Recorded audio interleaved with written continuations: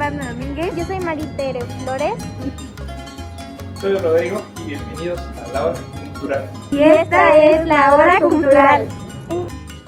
En nuestro programa podrán encontrarse 5 cápsulas, prepárense para dibujo, entrevista, lugares, comida y baile.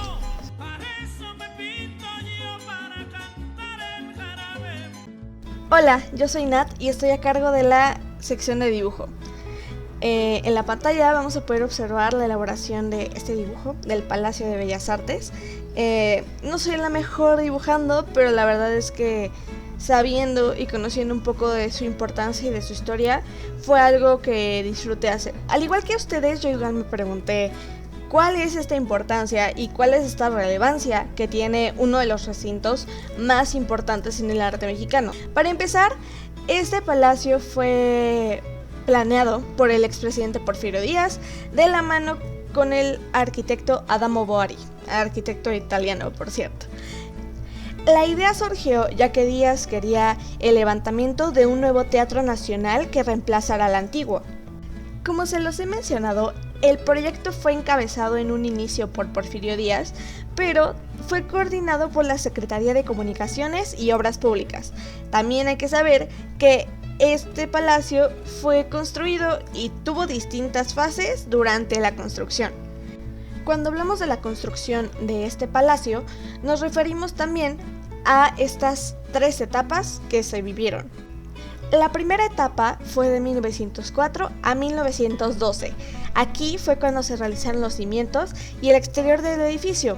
El arquitecto Boari siguió los parámetros del nuevo arte decorativo moderno. Algo interesante es que en la estructura del edificio se utilizó acero y concreto, técnica que para esa época era considerada novedosa y hasta moderna.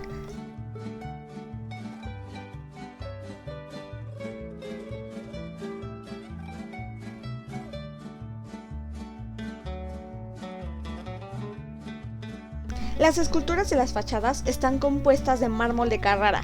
De hecho, fueron encargadas a los artistas extranjeros Leonardo Bistolfi, Andrea Ayar y Gianetti Fiorenzo, mientras que las esculturas de bronce de la cúpula fueron diseñadas por el artista húngaro Géza Marotti. La primera etapa se vio interrumpida ya que las obras no se finalizaron en el tiempo estipulado de 4 años.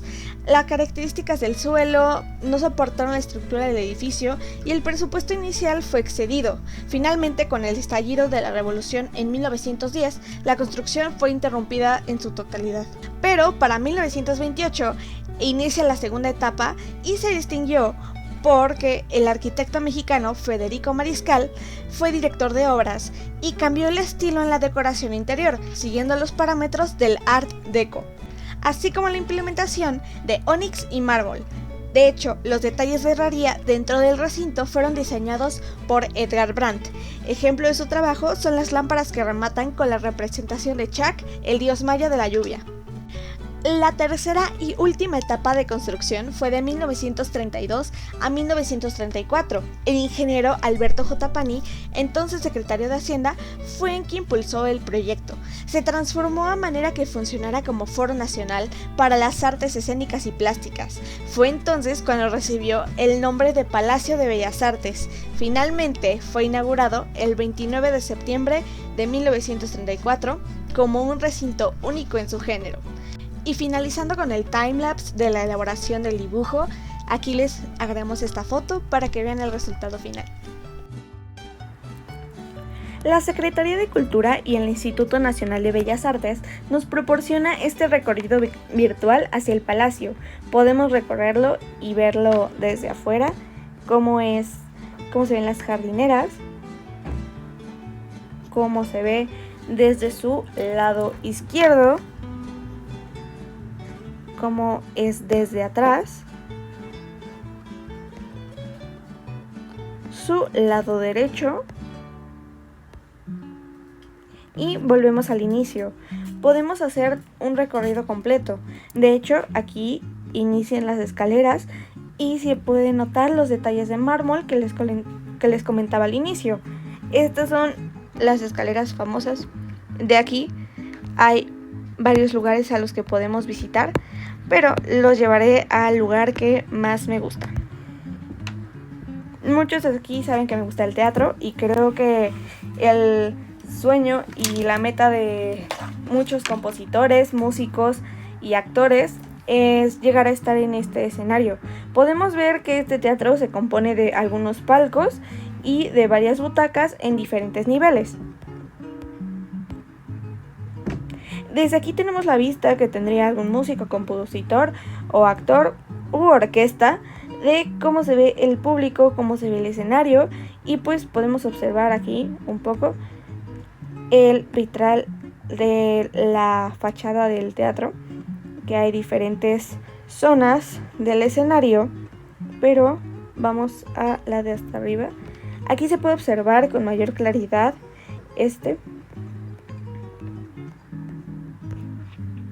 y pues bueno, este teatro es muy importante ya que tiene una composición muy inteligente, porque en cualquier lugar que tú te sientes puedes llegar a escuchar y a observar lo que se esté presentando con una gran claridad.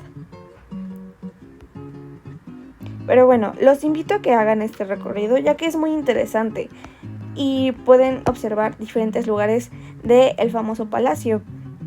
Los invitamos también, como la hora cultural, a que estos lugares que les estamos enseñando, ya sea en dibujo o en nuestra sección de lugares, se den el tiempo de conocerlos, porque son parte de nuestro patrimonio cultural.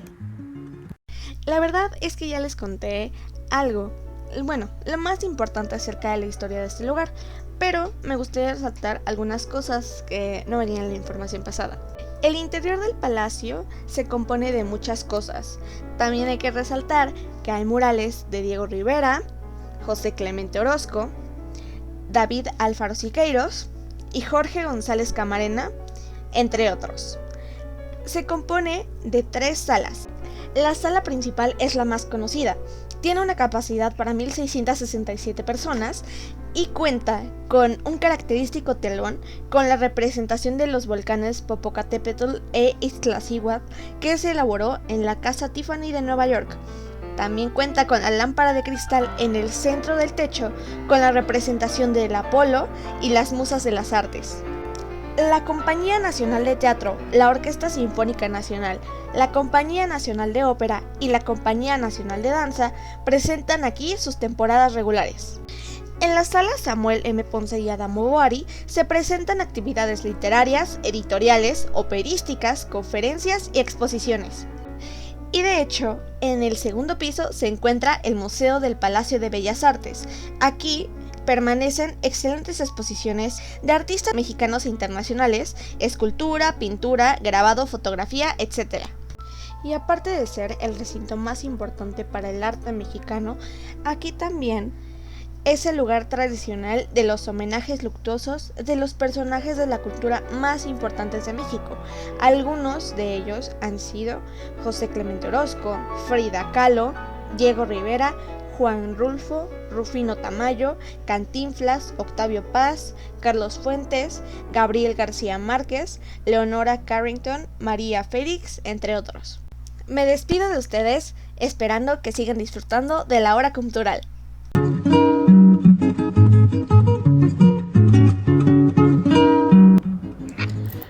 A continuación les hablaré sobre algunas de las danzas folclóricas más conocidas en México.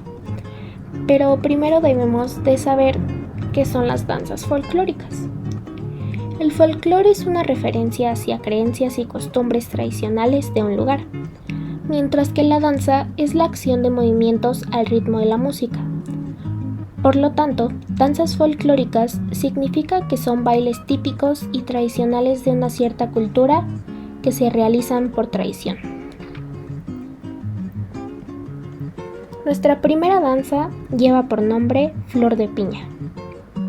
Nos representa un poema, el cual describe los rasgos de sus bellas mujeres y los huipiles de los 7 municipios de San Juan Bautista, Tuxtepec.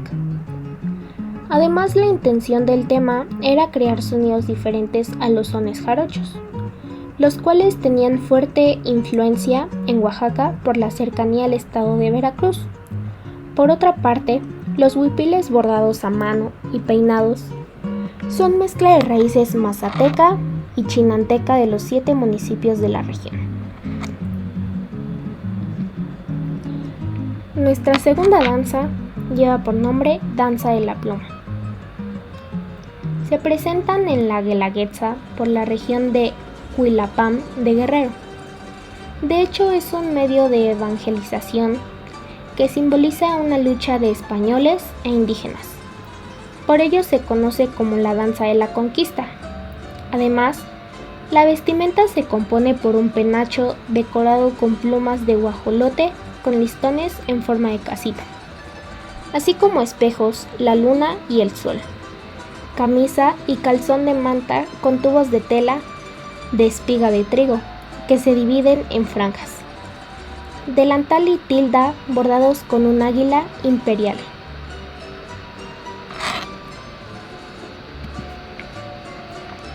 Las danzas folclóricas de México más conocidas por la mezcla de pasos suaves con el zapateado típico de Chiapas y Oaxaca es la sandunga, nuestra tercera danza. Básicamente, la vestimenta que portan las mujeres es el traje típico tehuano, collares de colores y trenzas adornadas con flores, mientras los hombres se visten de traje blanco de manta.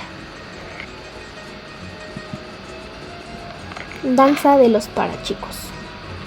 Durante el mes de enero, en la fiesta grande de Chiapas de Corzo, los bailarines toman las calles para honrar a San Sebastián, San Antonio Abad y al Señor de Esquipulas. Se dice que la danza de los parachicos dio origen al llegar una mujer buscando ayuda para su hijo enfermo, ocasionando que las personas del pueblo se disfrazaran para darle ánimos al pequeño.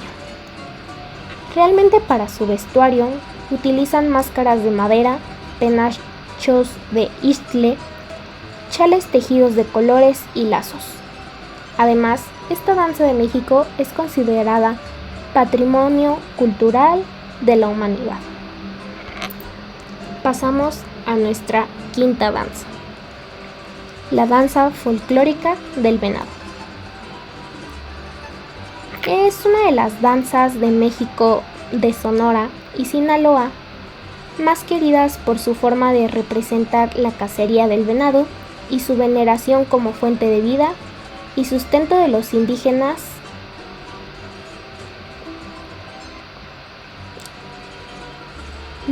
Esta danza es una ceremonia a la Madre Tierra para pedirle permiso antes de tomar sus recursos. Los participantes son 3 personajes: el venado, los pascolas y un coyote.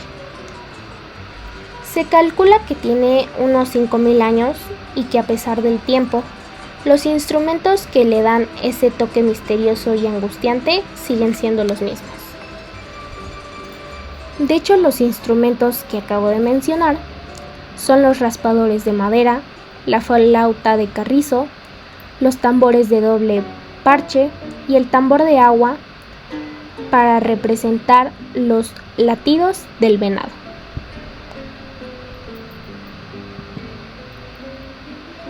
El jarabe tapatío. Es una danza mexicana que inició a finales del siglo XIX en el bello estado de Jalisco. Por ello, es uno de los bailes típicos de México que nos representa a nivel internacional. De igual modo, es uno de los tipos de danza en México de cortejo, pues el sombrero tiene un papel importante al ser levantado por la mujer cubriendo su rostro. Y el de su pretendiente significa que acepta el coqueteo y sella el romance con un beso. También su zapateo tiene gran importancia, ya que representa la fuerza y el ritmo del ritual.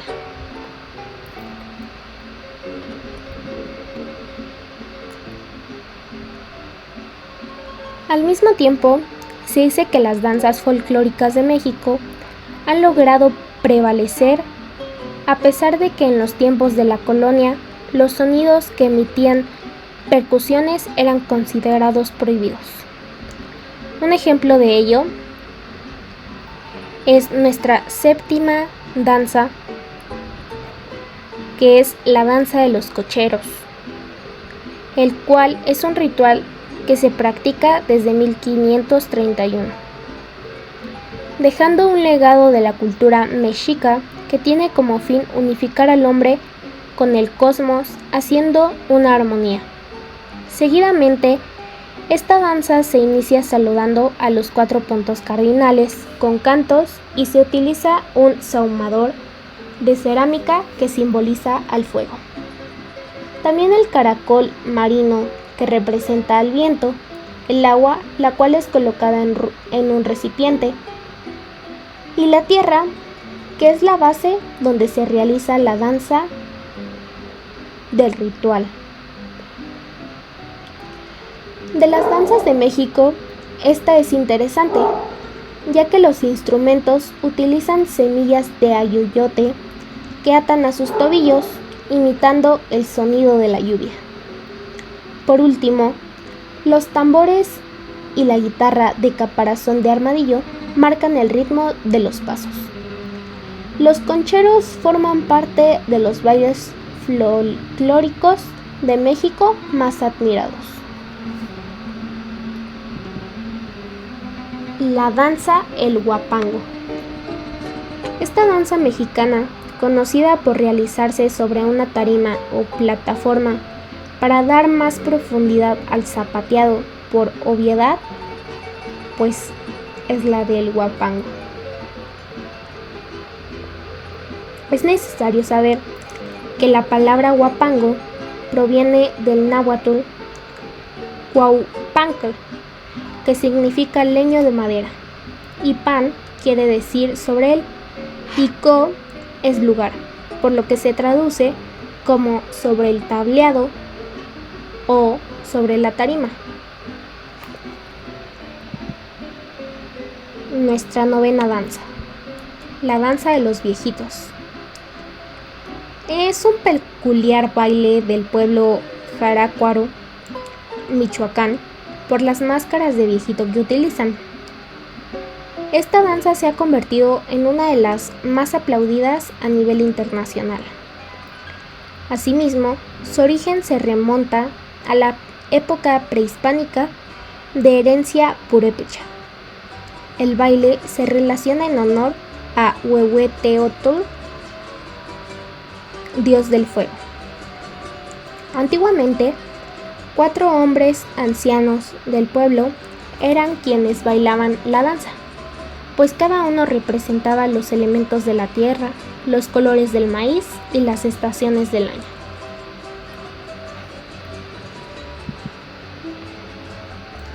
Por último, la danza de los chinelos. La danza de los chinelos se originó en el año de 1807 en el pueblo de Tlayacapan, Morelos. La danza hace referencia a las rencillas que había por el rechazo de los españoles a los indígenas. Aunque en respuesta, los indígenas cubrieron sus rostros y se vistieron con ropa vieja de diferentes colores para imitarlos y burlarse de las fiestas de carnaval. En realidad la vestimenta es llamativa por las incrustaciones de lentejuelas y shakiras que resaltan su carácter festivo.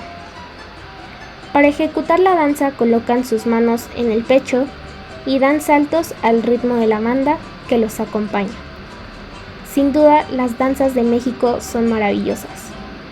Los chinelos son de los bailes folclóricos de México más energéticos. Tenemos muchas danzas típicas en México y algunas de las más conocidas son el jarabe tapatío, la danza de los viejitos, la danza del venado, los parachicos, la danza de los concheros, etc. A continuación tenemos la compilación de bailes por parte de la hora cultural.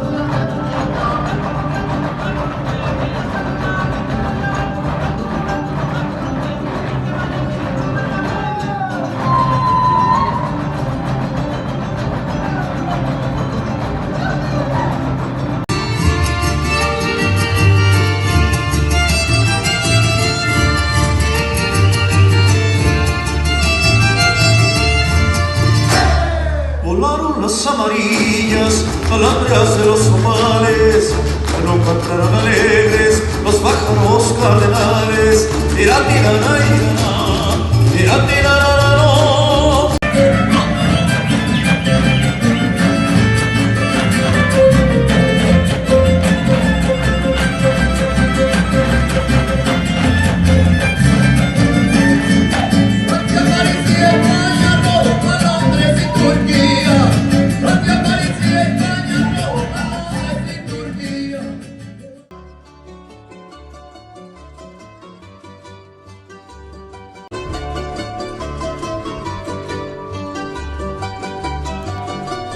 Bienvenidos a la sección de comida de la hora cultural. El día de hoy les enseñaremos a preparar un rico y delicioso mole.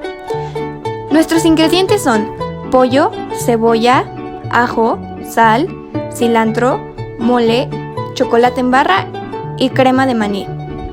Lo primero que necesitaremos será una olla con agua a la mitad donde pondremos la cebolla, el ajo y el cilantro. Después de esto, le quitaremos la grasa a las piezas de pollo que tenemos.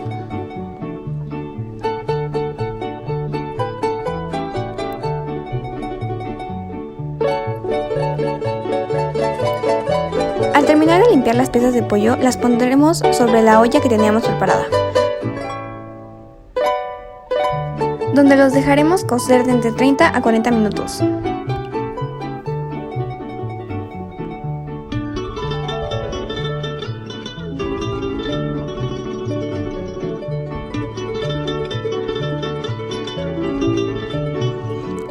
Después de dejarlo cocer, en otra olla echaremos para empezar 2 cucharadas del agua del mismo pollo.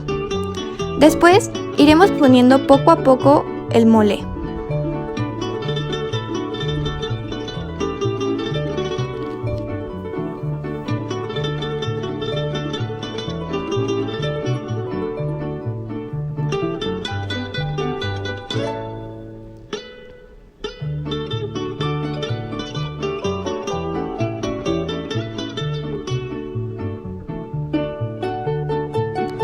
Al finalizar de echar el mole, le vamos a echar otras 2 cucharadas de la misma agua del pollo. Necesitamos medir bien el agua y la cantidad de mole para que no quede ni muy espeso ni muy aguado.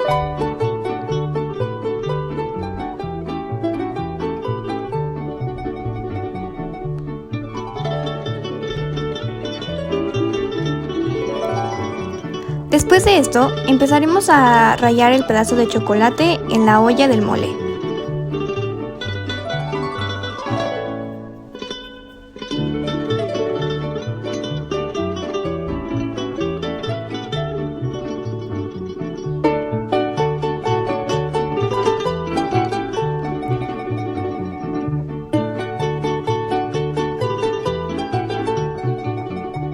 Al finalizar de rallar el chocolate, le echaremos una cucharada sopera de la crema de maní y lo revolveremos con el mole.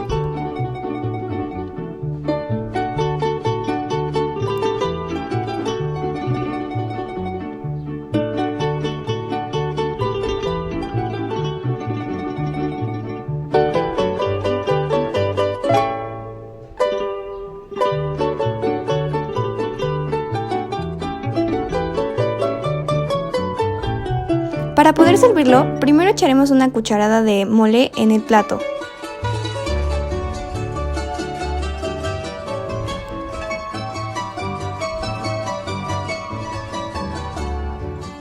Después de esto, pondremos una pieza de pollo sobre el mole.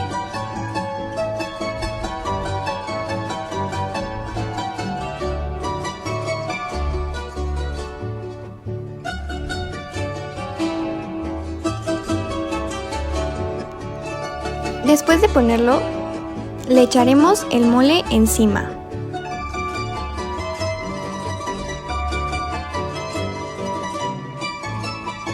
Y para acompañarlo, le pondremos una cucharada de arroz.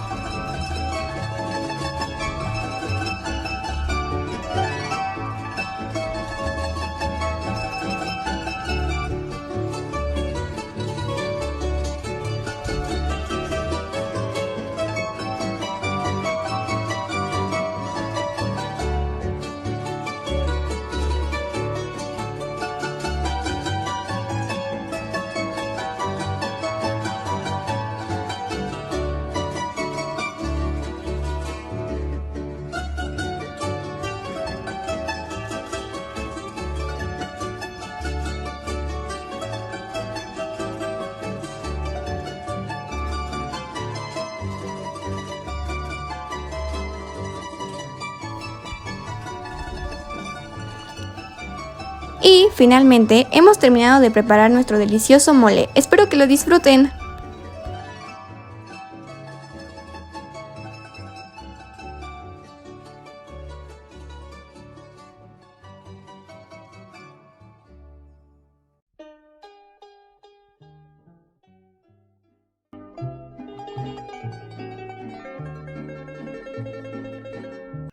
Hola, estamos aquí con Rafa. Es un músico de bastantes años de experiencia. Bueno, dime, bueno, ¿a qué te dedicas?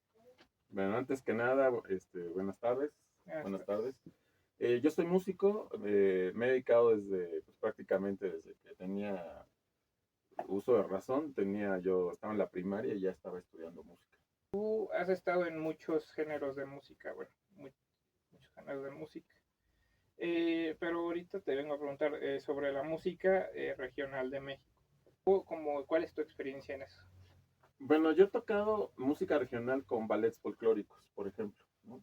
Un ballet folclórico generalmente utiliza muchos cuadros de muchos estados y se utiliza mucha música tanto tradicional, que la tradicional se le conoce como la música que hacen las comunidades indígenas, ¿no? Y también se le conoce tradicional a la música que hacen las personas, los campesinos, eh, las personas que no se dedican propiamente a la música, pero hacen música. ¿Tú como que consideras que ha sido pues tu mayor logro en la música? Bueno, en primer lugar, hacer lo que me gusta. Porque yo creo que el mejor logro que hay en la vida, no solo en la música, sino en la vida, es hacer lo que te gusta hacer. Cuando tú haces lo que más te parece padre, lo que más te divierte, pues dice a mi maestro, ya te jubilaste. ¿Por qué? Porque además te pagan, ¿no? Por divertirte. Entonces, hay veces en que sí es un poco difícil esta situación, sobre todo ahorita que pasó la pandemia, por ejemplo, porque en general el gremio de los músicos, pues sí se le complicó mucho porque obviamente había menos presentaciones, eh, fue complicado. Pero el logro más grande, por ejemplo, en estos casos, es seguir todavía en esto y seguir haciendo música, pues para todos nosotros, ¿no? Sobre eso de la música popular.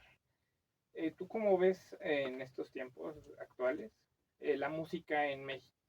Bueno, de hecho hay más músicos, ajá, porque cada vez hay más escuelas de música. Ahorita la música en México ha tenido un crecimiento muy grande eh, a raíz de que empezaron a ver los programas, por ejemplo, de las orquestas infantiles. Ajá. Se empezaron a crear orquestas juveniles e infantiles en todos los estados. ¿Qué pasa con la música popular? Que la música popular, México siendo uno de los países que más música han producido durante la historia. ¿Mm?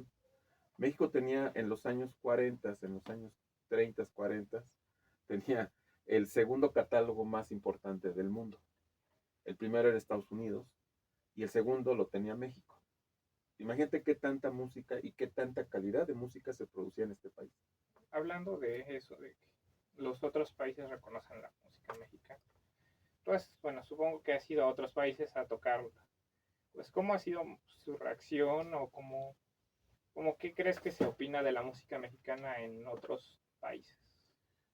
Bueno, la música mexicana está a este nivel. Pero te voy a decir qué pasó. En los años, el siglo pasado, a principios del siglo, había compositores como María Grieber, ¿no? Había compositores como Manuel M. Ponce, había compositores como esta Consuelo Velázquez. Es música que no tiene tiempo.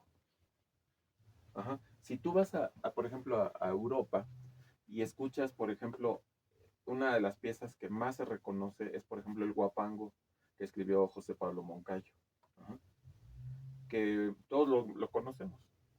Y ese guapango es sumamente reconocido y es popular, no es tan clásico, digamos, ¿no? Pero escuchas, por ejemplo, el Cielito Lindo y lo conocen en todos lados y lo cantan además, ¿no? Ya que hablamos de un poco de ti, un poco de la música, que pues su opinión sobre ella, bueno, lo que pasa. ¿Por qué no nos tocas algo, lo que quieras, si se puede, algo? Bueno, ahorita lo que estoy haciendo es algo que yo le llamo canción medicina. Entonces, les voy a tocar un pedacito. Brilla, brilla, brilla el sol,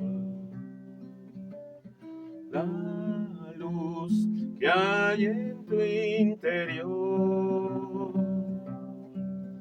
y brilla, corazón, ya brilla la luz y la vida. Es muy conocida en el mundo, es La Bikina también, y es de un compositor que se llama Rubén Fuentes. La canta muchísimos, yo creo que es la pieza que más se toca en la Ciudad de México todos los días. Calculan que más de 5,000 veces diarias tocan esta pieza, ¿no? Pues bueno, vamos un poquito, nada más un pedacito para que...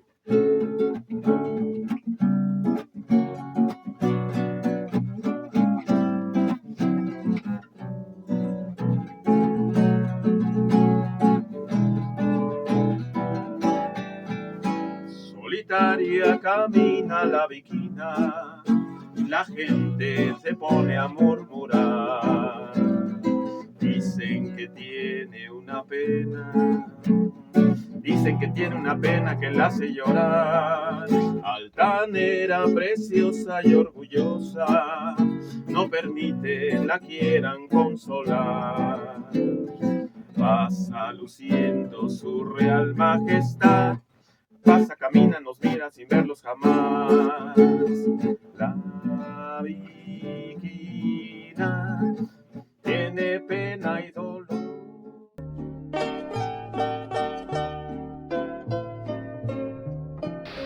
A continuación les hablaré un poco sobre la Catedral Metropolitana. Comenzamos indicando que su nombre completo es Catedral Metropolitana de la Asunción de la Santísima Virgen María a los cielos de la Ciudad de México. Se ubica en el lado norte de la Plaza de la Constitución, en el centro histórico de la Ciudad de México, en la Alcaldía Cuauhtémoc. Al formar parte del mencionado conjunto arquitectónico en esa área de la ciudad, es en consecuencia Patrimonio de la Humanidad desde 1987. Las medidas aproximadas de este templo son 59 metros de ancho por 128 de largo y una altura de 67 metros hasta la punta de las torres. La catedral comenzó a ser construida bajo las órdenes de Hernán Cortés y no fue terminada hasta que la Guerra de Independencia estaba en plena marcha casi 3 siglos después. En el año de 1524, Hernán Cortés hizo poner la primera piedra de la catedral encima del templo.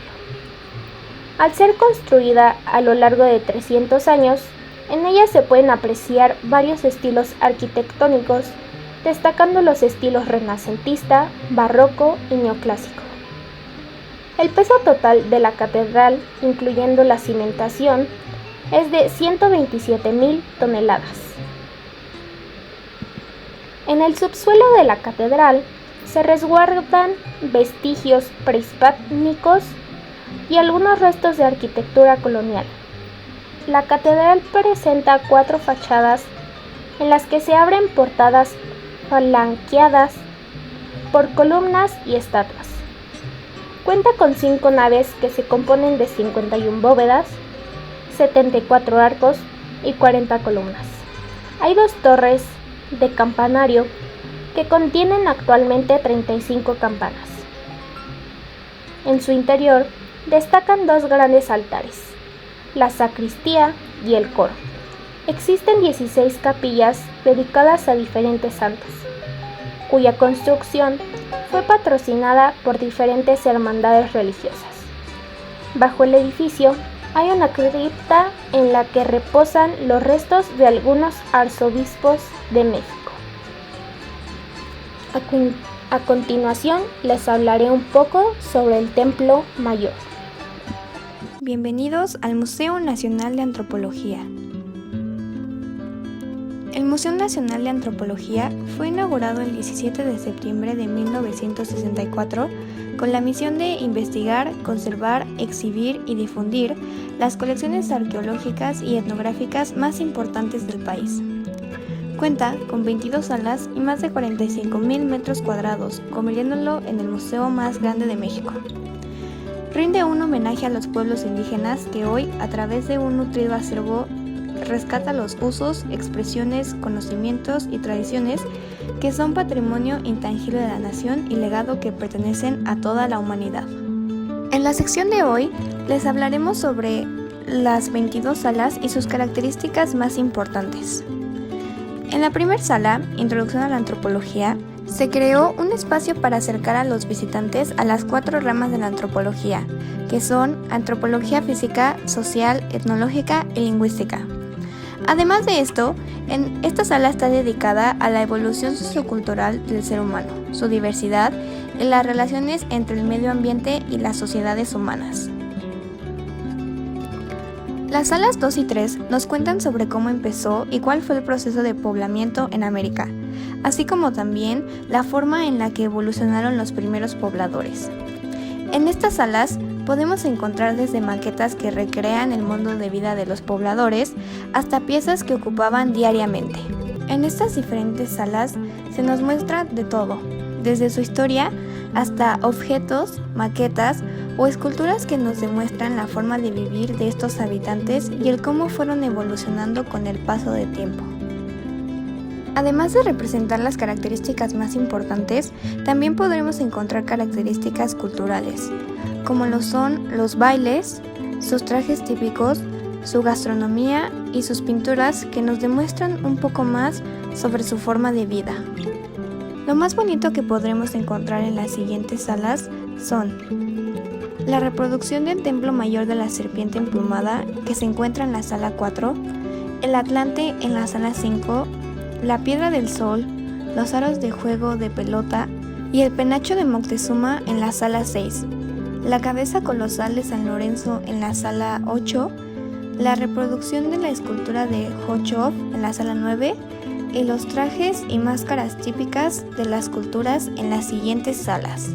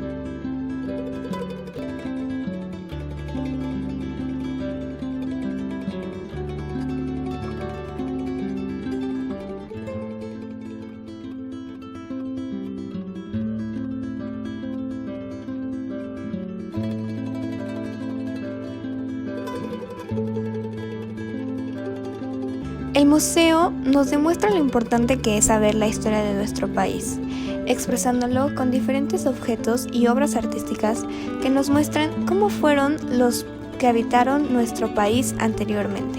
El conservar, estudiar y aprender esto es un acto de amor a nosotros mismos, a nuestro país y a nuestra historia. Si quieres visitar el museo en persona y ver todas las maravillas de este, está ubicado en Avenida Paseo de la Reforma y Calzada Gandhi, Colonia Chapultepec, Polanco. Abierto todos los días de la semana de 9 a 17 horas. Bien, comencemos indicando que Templo Mayor es la denominación en español de Huey Teocalli, el gran templo en la capital azteca de Tenochtitlan, fundada en el año 1325, que fue conquistada y destruida por los españoles en 1521. El poder colonial erigió sobre sus ruinas una nueva ciudad, por lo que durante muchos siglos el santuario principal de los aztecas quedó olvidado. Algunos de los restos del Templo Mayor fueron descubiertos en excavaciones esporádicas desde fines del siglo XIX y principios del XX. En 1978, trabajadores de la construcción descubrieron por casualidad un gran relieve en piedra con la representación de la diosa Coyolxauhqui, lo que fue una enorme sensación y dio el impulso para excavar definitivamente los restos del Templo Mayor. Para ello, debieron ser demolidos varios edificios del área. En el Templo Mayor pueden observarse 7 fases de construcción. Cada fase nueva dejaba intacta la edificación anterior, superponiendo el nuevo templo como una envoltura. La última, de aproximadamente 30 metros de altura, era una pirámide doble, en cuyo lado frontal 2 enormes escaleras conducían hasta una gigantesca plataforma. La pirámide doble escalonada, constituida por 4 plataformas superpuestas, simboliza 2 montañas sagradas. Al norte, a la izquierda, el Tonacatépetl, en donde, según la creencia de los aztecas, los dioses almacenaban el maíz. Y a la derecha, el Coatepec, montaña de la serpiente, en donde, al nacer el dios de la guerra, Huitzilopochtli, luchó contra su hermana Coyolxauhqui y sus otros 400 hermanos. Sobre la pirámide doble se encontraba un templo para cada uno de estos dioses. El Templo Mayor fue el centro simbólico de la gran red tributaria del Imperio Mexica, un lugar en donde se reunían las ofrendas sagradas y depósitos funerarios, un adoratorio a las deidades de la guerra y la lluvia, un símbolo de los logros de los aztecas ante sus enemigos. Cada uno de los 2 altares del Templo Mayor estaba dedicado a un dios o a varios. A Huitzilopochtli, del lado izquierdo, sur, donde se encuentra el monolito de Coyolxauhqui. El otro altar está dedicado a Tlaloc y a los tlaloques, del lado derecho, en el norte, donde está el Chacmol.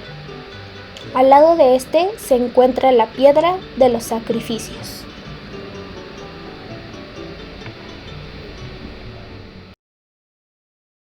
Estamos a punto de terminar la hora cultural. Acompáñenos a este pequeño recorrido que tuvimos por Ciudad Universitaria. En este pequeño recorrido nos acompañarán por las islas de Ceú y le daremos una vista al Estadio Olímpico Universitario. Ciudad Universitaria es uno de los lugares de la Ciudad de México que podemos visitar y conocer demasiadas cosas. Hay tantos museos, desde las facultades y en este caso las islas en las que se encuentran la rectoría y la biblioteca son muy interesantes. Algo que comentar es que el campus central de la Ciudad Universitaria de la UNAM fue declarado Patrimonio Cultural de la Humanidad por la UNESCO. Sin mucho más que aportar, los dejo con nuestras conductoras para que les den este pequeño recorrido. Me encuentro enfrente de la Biblioteca Central de Ciudad Universitaria, que está ubicada en las islas de Ceú. La Biblioteca Central de Ceú se inauguró el 5 de abril de 1956. Es muy famosa porque todo fuera de la biblioteca son murales hechos por Juan O'Gorman.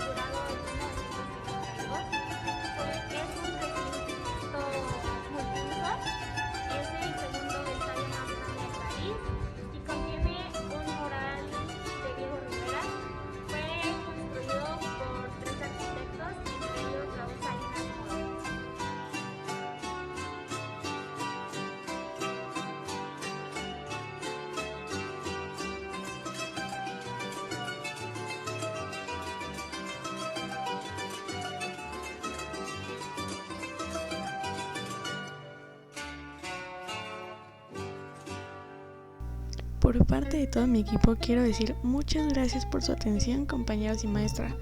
Agradecemos mucho que nos hayan acompañado en la hora cultural, ya sea que te sacamos la espinita de algún museo o lugar importante de la Ciudad de México. Próximamente vayas a poner en práctica la receta del mole, escucharás un poco más de música tradicional y regional mexicana, o simplemente en algún punto del programa te surgió algún tipo de interés sobre investigar más o disfrutar mucho más del patrimonio del país en el que habitamos y en el que estamos todos los días. Nos damos por bien servidos y espero que tanto ustedes al ver la hora cultural como nosotros al realizarla puedan darse cuenta de la riqueza cultural que compone el país y que es importante reconocerla, pero aún más vivirla.